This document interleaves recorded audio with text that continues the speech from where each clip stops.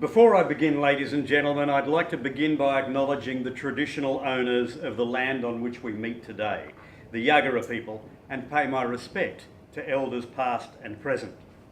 The reason that I do that, ladies and gentlemen, is because the author of the piece, which I will be reading from tonight, is Eric Wilmot, the first Indigenous Director General of Education in Australia, and a proud Yagara man himself, born just a few kilometres from here at Crib Island, which is now, I might tell you, underneath the main runway of Brisbane Airport.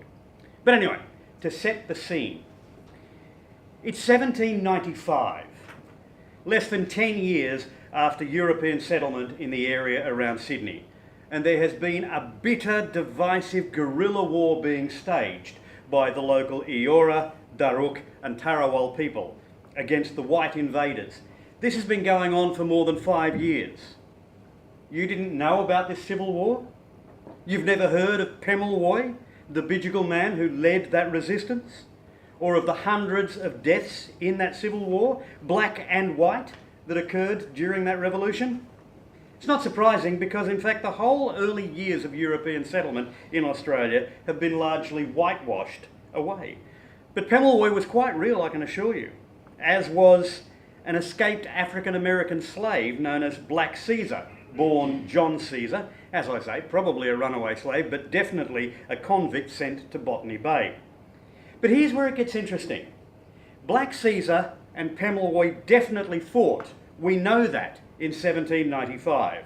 The official history is that Pemulwuy and his raiders attacked a work party which contained Black Caesar, and that Caesar cracked the head of the local man, wounding him but not fatally. That's the official version.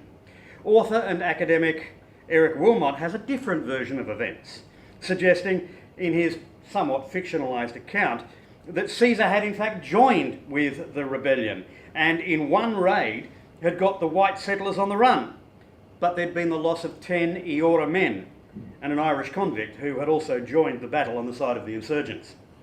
Now, as Wilmot tells that story in his books The Rainbow Warrior and The Battle for Sydney, which are only available, I might tell you, on Kindle these days, Pemulwuy was incensed at the loss of the Eora warriors. And we pick up the story where the two men, each from a vastly different culture, are facing each other. Caesar was confused by Pemulwuy's state of mind and confronted him. "What the hell is wrong with you?" he bellowed. "It's a great victory. The British are crawling into hollow logs. There are 50 of them running around into the bush and we can pick them off in the next few days." "How do you count your victory, Caesar?" barked Pemulwuy. "In Eora dead? In one night, African, you and I have filled this place with angry spirits. Look at the blood on the heads of the women." "This is war, Pemulwuy. That's what it's all about." Pemulwuy leapt into the air and shouted, "You speak like Irish. He lies dead. His spirit has nowhere to rest. His people, like yours, are slaves to the British. Is that the victory that you planned for the Eora?" Caesar picked up an Eora club and shield. "I am no slave, you bastard, and I won't follow a madman like you," he growled menacingly. Pemulwuy screamed out and then fell silent and inert, his shoulders askew, his head leaning to one side as though his neck was broken. His cloak had fallen around his feet. His naked, painted body had the appearance of a crippled bird, a currawong.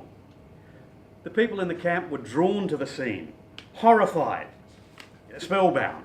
Suddenly Pemulwuy leapt into the air again and sprang around Caesar in long, insect-like weaving movements.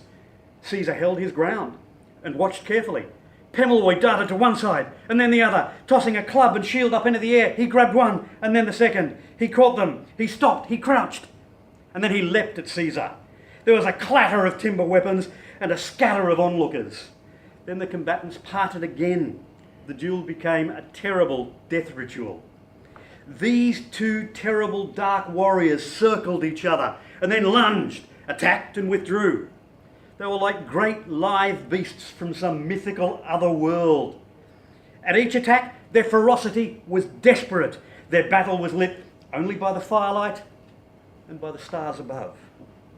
The two opponents began to circle each other more closely now. The audience drew closer, but none would dare interfere. Suddenly an encounter. Pemulwuy was struck to the ground, his shield smashed to pieces. Caesar attacked. Pemulwuy was on his feet again. A great slicing blow from Caesar's club, and this was his mistake.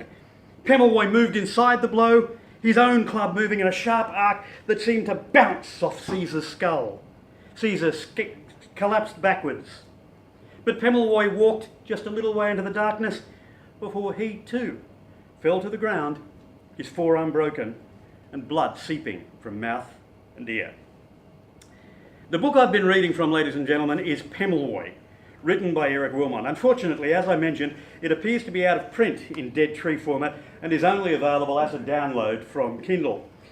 It's in two versions, The Rainbow Warrior and an updated version called The Battle for Sydney.